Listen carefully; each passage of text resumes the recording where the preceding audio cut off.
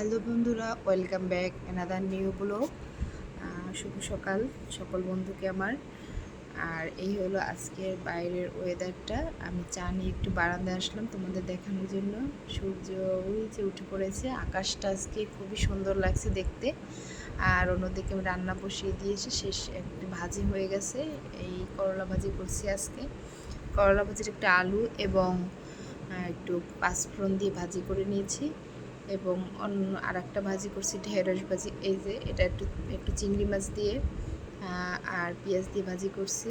আর এই আজকে করছি ডিমের কারি, আলু দিয়ে একটু পাতলা ঝোল করছি আজকের জন্য। আবার অন্যদিকে তুলার ডাঁটি মাছ ছিল ফ্রিজে কিছু, মানে লেজ, সেই লেজগুলো আলু দিয়ে আবার রান্না করছি। আবার আর একটা মাছও করেছি, এই যে পাবদা মাছ, এখনও ভাজা হচ্ছে চুলোতে।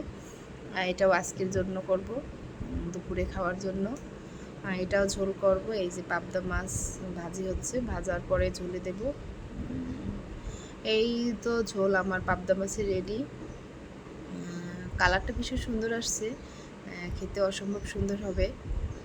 দেখুন আজকের রান্নাবান্না। আবার অন্যদিকে ভাতও আমার বসানো, ভাতও শেষের দিকে। যাই হোক, আজকের ভিডিও এই পর্যন্ত। অবশ্যই আমার চ্যানেলটিকে লাইক, কমেন্ট, শেয়ার এবং সাবস্ক্রাইব করে আমার সাথেই থাকবেন বন্ধুরা। ভালো থাকবেন। Bye bye.